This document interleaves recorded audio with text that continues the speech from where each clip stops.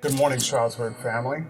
I am choosing this avenue to share with you what I would normally share in our newsletter. So, in lieu of the written newsletter today, I decided that what you're going to have is this video.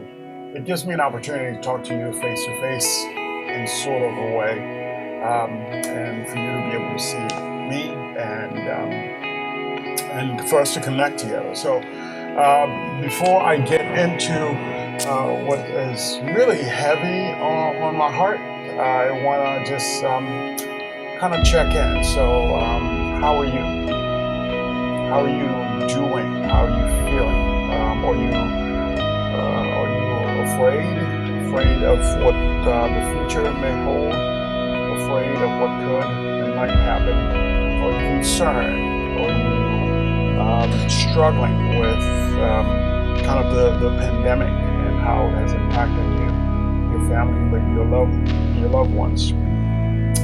Or you're having a sense of being overwhelmed and not sure how to balance it all, how to navigate through it all?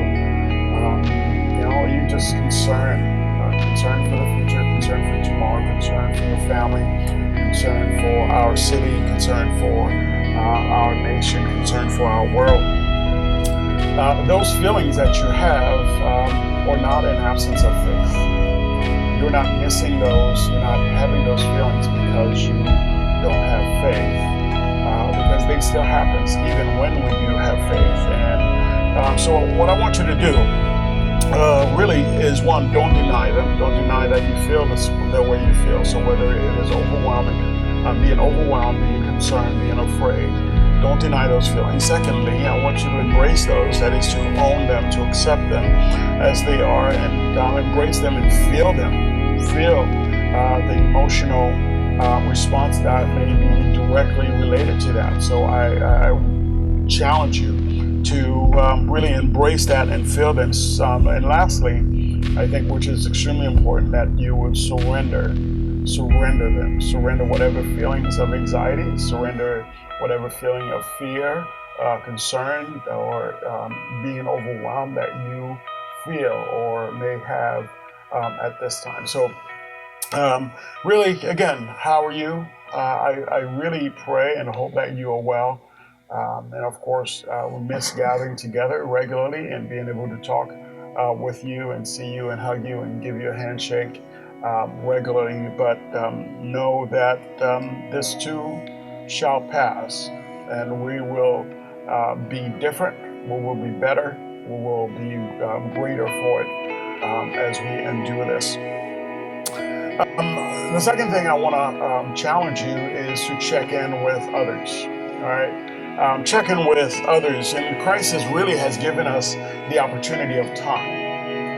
Not just opportunity to do things differently, but opportunity of time where we are hopefully are not running to and fro as we would normally do. Our lives, which were so busy 2 months ago, have been brought to a halt. We find ourselves having more time now, while it may look different, more time now than we did 2 months ago. And so I want you to take this opportunity of time to check in with people. Check in with family members. Check in with long lost friends that you have not talked with in a long time. Check in with one another within this community of faith, that the same way I'm checking in with you to say, how are you doing? I want you to be able to check in with others. Even to the point where I would say where there has been some sense of animosity or tear in a relationship, I want to challenge you to find a way to start digging into that and buying more into that and saying, all right, how do we squash this? How do we become better and bigger? And so check in with family members, check in with friends, those who are not near to you. Even this week, I've had many, at least 3 of my friends, that are dealing with some kind of loss. One had lost his mother, the other had lost a father, and actually 2 of them have lost fathers. And so it is a hard time to be alone or to have a sense of disconnect in this. So allow me to shift our focus here to the church. Who we are as a church, what are we doing in this time? And honestly, if I can be honest with you, I am so dissatisfied. I don't know about you, and not that I'm not saying that I don't enjoy what I am doing. I don't enjoy getting together with you in the form that we have, and I do, and I feel connected. I feel the presence of the Lord through it. But I am dissatisfied in my own inability to really answer honestly about, and even the questions before that I asked you. How we're doing. It's hard for me to answer that honestly. In some aspect, I can answer it honestly, say how proud I am of you, how excited and how encouraged that I am by your embracing of this pandemic and the way that you have responded well. Our attendance on Sunday morning has steadily been growing, and your participation, your involvement has been great. We have now a consistent Wednesday night Bible study, which averages anywhere from 14 to 18 people. Prayer on Fridays, or drawing more and more people for that hour where we just get together and read scripture and pray together. So in some aspect that it's great, and some others it's not. And I'll talk about that in just a moment. And I struggled last night over this past week and trying to really say, okay, what are we about? What are we, the church, should be about? And really the thought, the vision of what the church is and should be about, for me, boil down to two things. And regardless of what you may think, and regardless of what you may say, or even the passages that you may think about, especially when it comes to Matthew 28, making disciples, it boils down to two things for me. One, the purpose of the church is to praise, glorify Jesus, to thank God for the gift of Jesus Christ that we have been given as the perfect sacrifice to take the sins of the world. And as a result of that, we are to really be excited regularly. How do we praise Jesus? How do we lift his name higher? How do we make a big deal about Jesus? How do we make his name more and more famous? And that's what we ought to be about. The second part really is as important, is to bring as many others to do the very same thing that we have been called to do.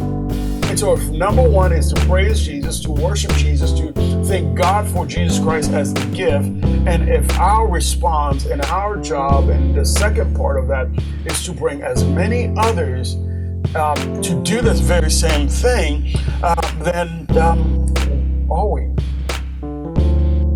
we really doing that? You know, I struggle that really the church has really become about us, about our preferences, what we like and don't like, and what we feel as what qualifies as a church service and what doesn't. And so if we don't have a call to worship, is it still church? If we don't have a worship team, is it still church? If we don't have a pastor preaching in a way that is satisfactory to us, is it still church? And I think most of us, if we're honest, if we walk in an environment and there isn't some of these elements, we're like, it was just a meeting. It was not church. And when we have all these things and we are fully satisfied, when we feel the high of it, we walk away and say, we've had church. And it is the very same us who would say, well, the building is not the church, we are. And yet we would deny that by the way we continue to define what is the church. And so I am challenged. I am challenged by that. I am challenged and really missing out the opportunity that is presented to us.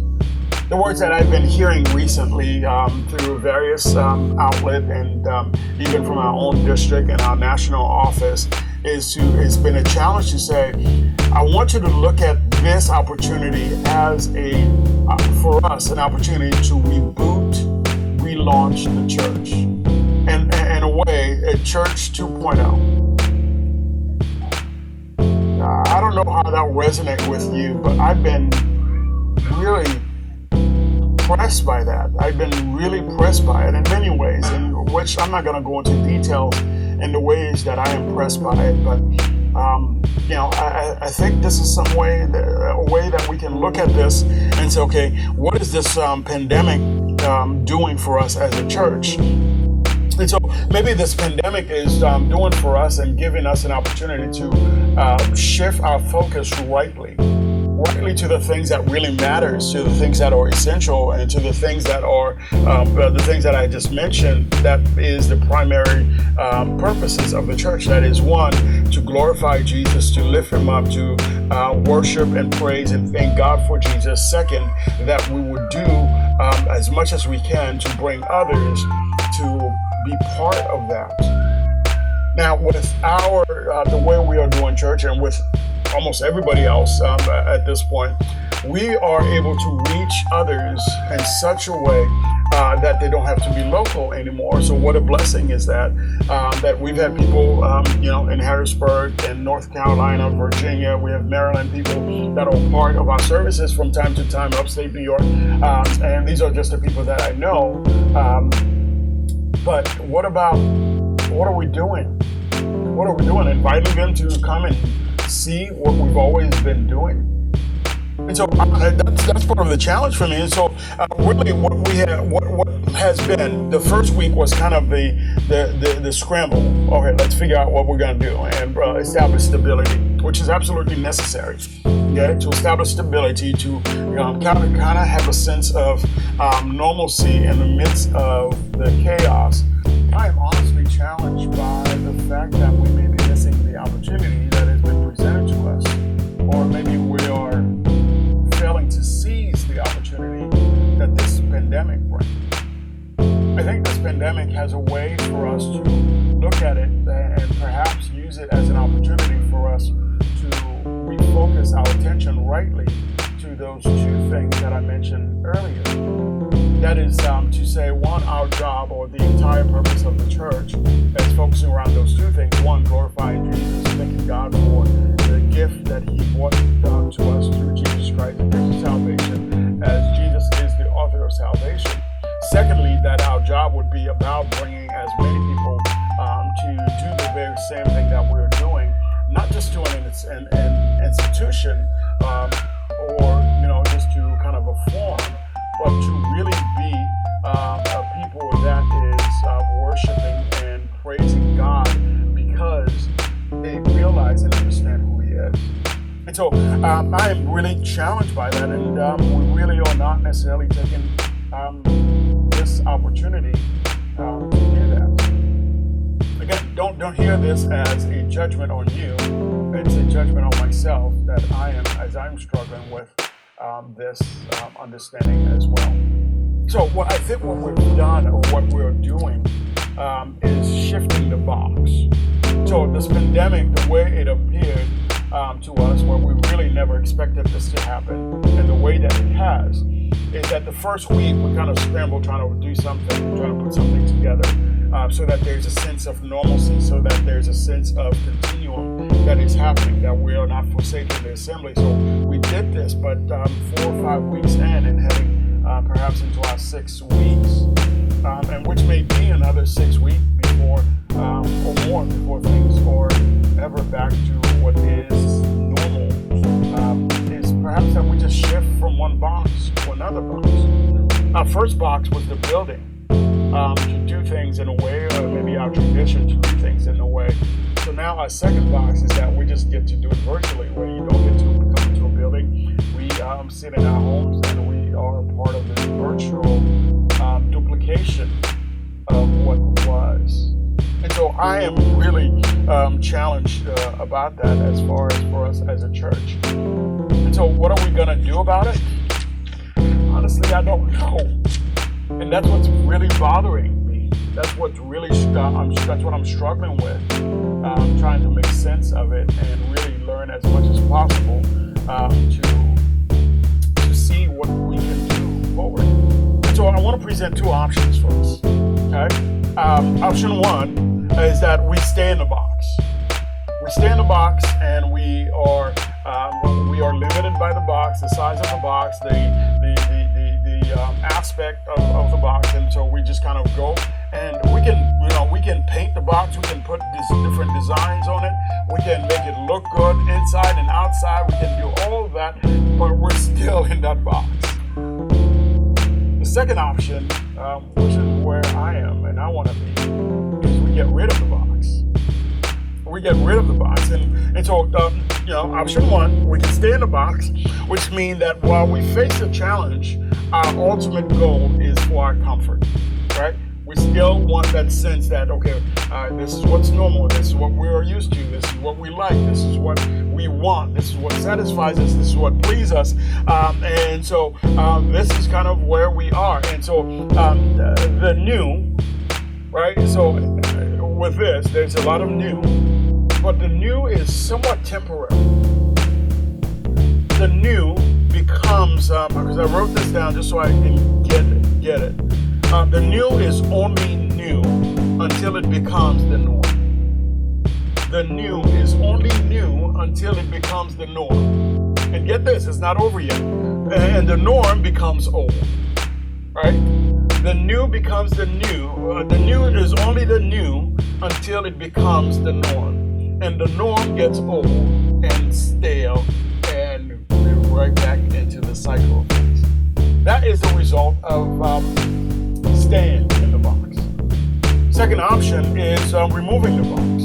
Now, I'm really not sure what this means. Okay, I have some idea, but I am not sure for us, especially for the church at large. I am not sure of what that means. But for us in particularly, it means that we have to step into the unknown, right? My kids, as I started writing this, I'm hearing my kids singing the song from Frozen 2, Unto the Unknown, and they just belt it out, right? But that means that we have to step into the unknown, where we are uncertain of what will happen or how it is going to happen. Okay?